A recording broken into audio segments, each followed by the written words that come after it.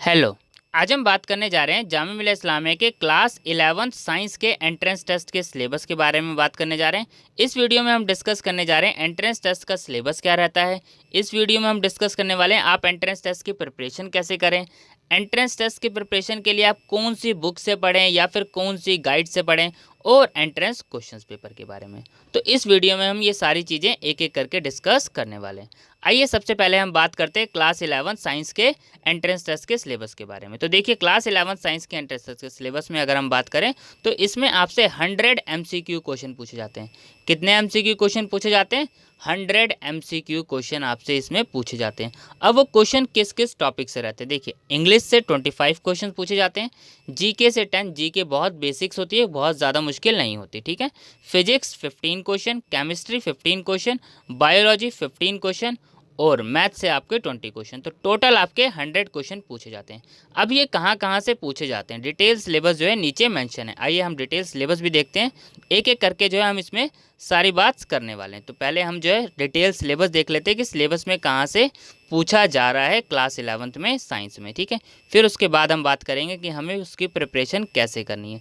एक एक करके चीज़ें इसमें जो है लिखी हुई है। अभी इसमें सिलेबस चल रहे हैं हम नीचे, ठीक है। सिलेबस सारी डिटेल्स इसमें आपको दिख जाएगी। ये क्लास 9th का आ गया।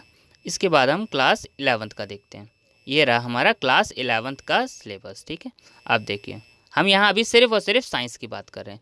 तो साइंस में देखिए आपको क्या पढ़ना है। इंग्लिश में आपको देखिए, आपको ध्यान रखना है ये चीज़, सिलेबस में जितनी चीज़ें लिखी है आपको सिर्फ वही पढ़ना है, उसके अलावा आप एक्स्ट्रा कुछ नहीं पढ़ेंगे और सिलेबस के अकॉर्डिंग ही पढ़ेंगे। देखिए, इंग्लिश में आपको क्या पढ़ना है? काइंड्स ऑफ सेंटेंस पढ़ने, इम्पेरेटिव, इंटेरोगेटिव, टेंसेस पढ़ने, आपको सारे टेंसेस पढ़ने, all tenses, formation and usage, ठीक है।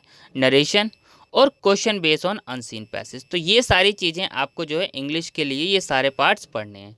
इंग्लिश के लिए जो है आप अपनी जो है बुक से भी पढ़ सकते हैं। बाकी आप एक बुक परचेज अगर करना चाहें प्रैक्टिस के लिए, देखिए प्रैक्टिस के लिए इंग्लिश के लिए अगर हम बात करें तो कोई भी परफेक्ट बुक नहीं आती है, पर फिर भी अगर आप प्रैक्टिस के लिए परचेज करना चाहें तो मैं इंग्लिश के लिए ये आपको ज़रूर सजेस्ट करूँगा। बेस्ट पार्ट रहता है आप या तो अरिहंत की और या फिर ल्यूसेंट की, इसमें से कोई एक बुक ज़रूर परचेज़ करें।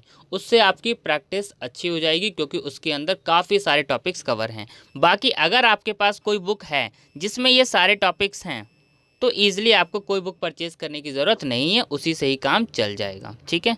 नेक्स्ट देखते हैं साइंस का। अब केमिस्ट्री, तो केमिस्ट्री से आप लोगों को पता ही कितने क्वेश्चन है, 15 क्वेश्चन है। अब आपको केमिस्ट्री में देखिए कौन कौन से टॉपिक्स पढ़ने हैं। यहाँ पर देखिए सारी चीज़ें लिखी हुई है, acid, base and salt, chemical reaction, metal and non metal. अगर आप ये देखेंगे पूरा, आपको अगर कुछ पढ़ना है आपको स्ट्रिक्टली एनसीईआरटी बुक पढ़नी है। कौन सी बुक पढ़नी है आपको? एनसीईआरटी।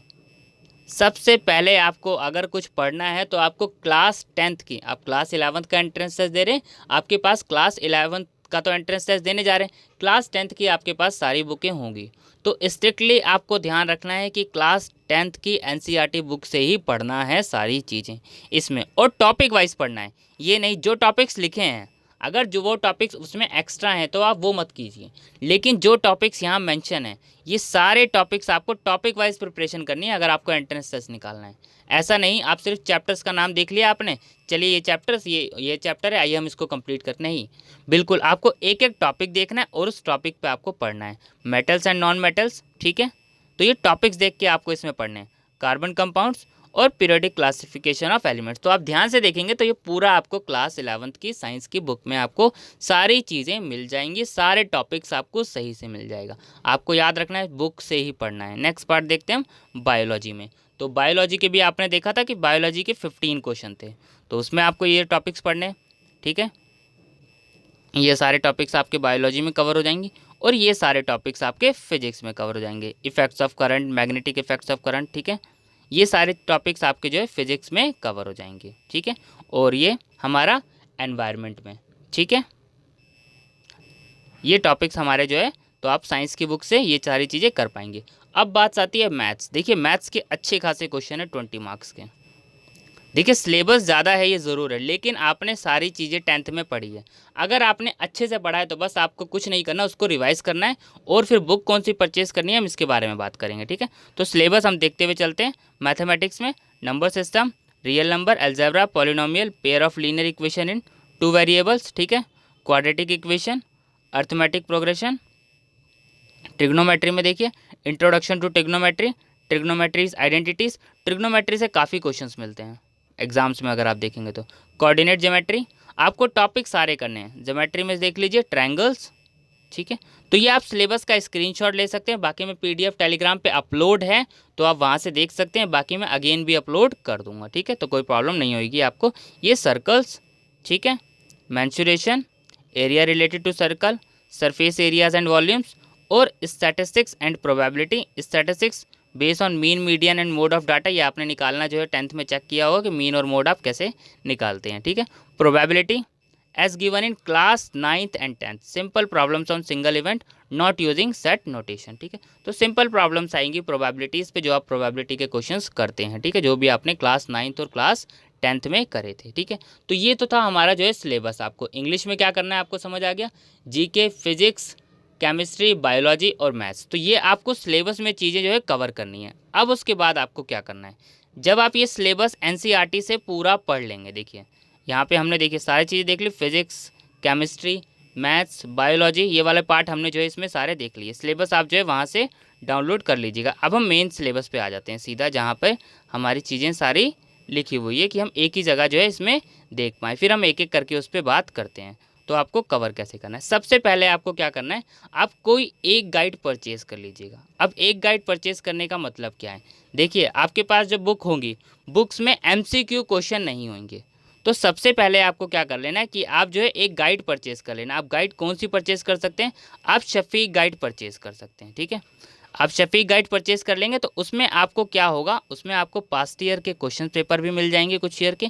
बाकी पास्ट ईयर क्वेश्चन पेपर कोशिश करूँगा चैनल पे सॉल्यूशन करके जल्द से जल्द अपलोड कर दिए जाएँ, ठीक है। तो सबसे पहले आपको क्या करना है, शफीक गाइड आपको परचेज़ कर लेनी है, आपको उससे क्वेश्चंस प्रैक्टिस करने हैं, ठीक है। अब एक जीके के लिए सबसे ज़रूरी, जीके के लिए आप एक काम कीजिएगा, अरिहंत की जो है जनरल नॉलेज ले लीजिएगा।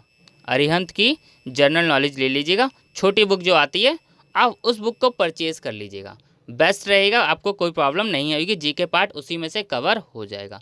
बाकी जीके का बेसिक पार्ट आता है, आप जब पास्ट ईयर क्वेश्चन करेंगे तो आप लोगों को आइडिया लग जाएगा कि जीके में कोई मुश्किल क्वेश्चन नहीं आते, उतना आप लोगों को पता ही होता है।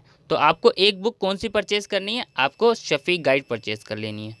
और उसके बाद आपको क्या करना है, जब आप चैप्टर्स करते जाएं, मान लीजिए आपने फिजिक्स का कोई एक चैप्टर का क्वेश्चन, आपने ये सारा पूरा सिलेबस जो है अच्छे से पढ़ लिया, उसके बाद आप क्या कीजिए, MCQ क्वेश्चन प्रैक्टिस कीजिए। MCQ क्वेश्चन आपके पास जहाँ से आपको मिल पाए, जैसे भी आपको मिले, चाहे आपके पास सपोर्ट मटेरियल हो या फिर आपके पास कोई सैम्पल पेपर हो क्लास 10th का, उसमें जहाँ भी जैसे भी 1 मार्क्स वाले क्वेश्चन आपको दिखें, आपको उन सारे टॉपिक्स पे आपको ध्यान देना है, ताकि ये ना हो कि आप लोगों को टॉपिक्स तो आते हैं, अगर आप MCQ क्वेश्चन प्रैक्टिस करके नहीं जाएंगे तब आपको प्रॉब्लम होगी एंट्रेंस टेस्ट को निकालने में। ये चीज़ आपको ध्यान रखनी। आप कोई सा भी टॉपिक्स पढ़ें, चाहे फिजिक्स का पढ़ें चाहे क्या, देखिए सिलेबस यही है आपको, इसमें जो ये नहीं कि आप सोशल साइंस पढ़ने बैठ जाएँ। सिलेबस आप ध्यान से देख लीजिए, साइंस में आपको जो है English, GK, physics, chemistry, biology और मैथ्स, ये पार्ट पढ़ना है, ठीक है। ये चीज़ ध्यान रखना है। कई बच्चे कहीं डाउट पूछने लग जाते हैं क्या सोशल साइंस के सब्जेक्ट्स भी पढ़ने, नहीं, जो सब्जेक्ट्स यहाँ मेंशन है आपको वही पढ़ने, उसके अलावा आप लोगों को कोई भी सब्जेक्ट्स नहीं पढ़ना है। ये चीज़ आपको ध्यान रखनी है, ठीक है। ऐसा नहीं हो कि आप कोई और पढ़ने लग जाएं, ठीक है। तो सबसे पहले आपको ये चीज़ कर लेनी है, शफीक गाइड आपको परचेज़ कर लेनी है। सेकंड, MCQ प्रैक्टिस करने के लिए आपके पास जितने भी सैम्पल पेपर्स हो, दोस्त के पास हो, MCQ प्रैक्टिस करने के लिए हर चैप्टर वाइज, तो वो काम कीजिएगा। थर्ड, एंट्रेंस क्वेश्चन पेपर, ये सबसे ज़रूरी है आप लोगों को करना, क्योंकि जब तक कि आप एंट्रेंस क्वेश्चन पेपर नहीं करेंगे तब तक कि आपको आइडिया नहीं लगेगा कि किस टाइप के क्वेश्चंस एग्जाम में पूछे जाते हैं। आप एंट्रेंस क्वेश्चन पेपर कर लेंगे, आप इजीली एग्जाम्स को निकालने में आपको कोई प्रॉब्लम्स नहीं आएगी, ठीक है। नेक्स्ट, फोर्थ पॉइंट सबसे ज़रूरी, सिलेबस आप लोगों ने देख लिया अच्छे से। आपको NCERT बुक ऐसा नहीं है कि आप कोई गाइड परचेज़ कर लें और सिर्फ गाइड पढ़कर एंट्रेंस टेस्ट देने चले जाएं। आप बोले मैंने तो NCERT पढ़ लिया, मुझे अच्छे से आती है, पर फिर भी आपको अच्छे से NCERT रिवाइज करनी है। देखिए अभी एंट्रेंस टेस्ट होने में टाइम है, तो एंट्रेंस टेस्ट में जब आपके पास अच्छा खासा टाइम है तो अभी आप अच्छे से NCERT रिवाइज कर सकते हैं, ठीक है। तो ये चीज़ आप लोगों को ये डाउट ना रखे कि एंट्रेंस टेस्ट अभी तो होने में टाइम है, या फिर एंट्रेंस टेस्ट हम सिर्फ गाइड से पढ़ लेंगे लास्ट टाइम, नहीं, लास्ट मिनट आपको कोई भी चीज़ें नहीं छोड़नी है, आपको सारी चीज़ें कवर करनी है। तो स्पेशल फोकस आपका एनसीईआरटी पे रहना चाहिए, पास्ट ईयर क्वेश्चन पेपर पे रहना चाहिए। एनसीईआरटी बुक करने के बाद जितना हो सके आपको कोई भी सैम्पल पेपर मिले, सपोर्ट मटेरियल मिले या कोई अदर हेल्प बुक मिले, एमसीक्यू क्वेश्चन ज़्यादा से ज़्यादा प्रैक्टिस कीजिए, जितना हो सके ज़्यादा से ज़्यादा प्रैक्टिस कीजिए। ठीक है, मैं कोशिश करूँगा जीके के लिए वीडियोस थोड़ी सी बना दूँ जाऊँ, मैथ्स की भी थोड़ा सा कोशिश की जाएगी, अगर वीडियोस इनकी पॉसिबल हुई तो ये सारी वीडियोस जो है अपलोड की जाएगी। बहुत बेसिक्स होते हैं क्वेश्चंस, कोई इतने मुश्किल नहीं आते, लेकिन अगर आपने 10th कर ली अच्छे से, एनसीईआरटी अच्छे से पढ़ ली, आपका एंट्रेंस टेस्ट डेफिनेटली निकल जाएगा। आपको किसी एक चीज़ के भरोसे नहीं बैठना, या वो गाइड हो या फिर कोई अदर मटेरियल हो। ठीक है, आपको एनसीईआरटी पढ़नी है, एमसीक्यू ज़्यादा से ज़्यादा प्रैक्टिस करने, एमसीक्यू जहाँ से हो सके वहाँ से प्रैक्टिस करने। ठीक है, तो ये था हमारा जो है क्लास 11 साइंस का एंट्रेंस टेस्ट का सिलेबस। ठीक है, थैंक यू।